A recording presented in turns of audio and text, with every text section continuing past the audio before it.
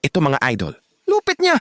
Lamang ang kalaban ng 19 na puntos, pero heto siya kalmadong kumakain sa bench. Sinasabihan na siya ng kakampi niya pero tinuro niya lang ang scoreboard. 10 minuto na lang bro. Sapat na yang oras para sa akin. Ang mayabang na batang yan ay si Tyron Stokes, ang #1 player sa class of 2026. Sa natitirang oras, hindi nagmadali si Tyron na bumawi. Nag-focus muna siya sa depensa, nakakuha ng mga steal, at nagpasa sa mga kakampi niya para makuha ang momentum.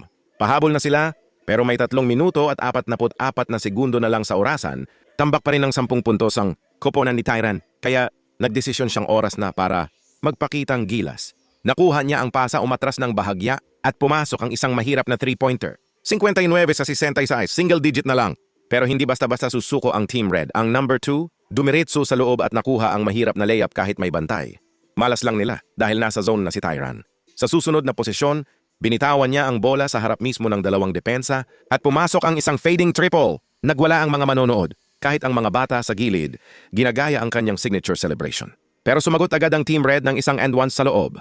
Matapos ang free throw, siyam na naman ang abante. Dito na literal na binuksan ni Tyron ang Curry mode. Isa pang pull-up, swish agad. Nataranta na ang Team Red at nawalan ng focus.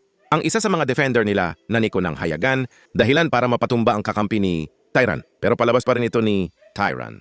Nag-pump fake siya, nakakuha ng foul sa labas ng arc, at naipasok ang 3 free throws. 1 minuto na lang, 3 na lang ang habol. Nagmintes sa layup ang Team Red at nakuha ni Tyron ang rebound para simulan ng breakaway. Isa pang transition 3. Tabla na ang laro! Ang buong gym naghiyawan? Hindi niya lang natabla ang score. Tuluyan niya ring sinira ang diskarte nila. Shocked ang Team Red.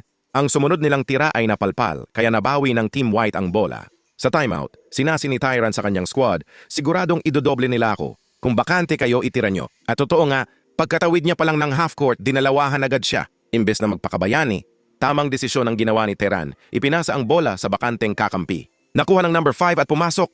74-71 sa wakas nakuha ng Team White ang abante. Pero sumagot agad ang Team Red ng isang crucial na 3-pointer. Tabla na naman ang laro. Huling posisyon, nagtiwala si Tyron sa mainit na kamay ng kakampi. Ipinasa niya ito sa #5 na dumiretso sa loob at nakuha ang selyo sa larong layup. Pinal na score, 76-74. Pinangunahan ni Tyron Stokes ang isang matinding comeback. Hindi lang siya basta clutch, may composure siyang pang NBA. Siya na nga ba ang opisyal na pinakamagaling na high schooler sa bansa ngayon?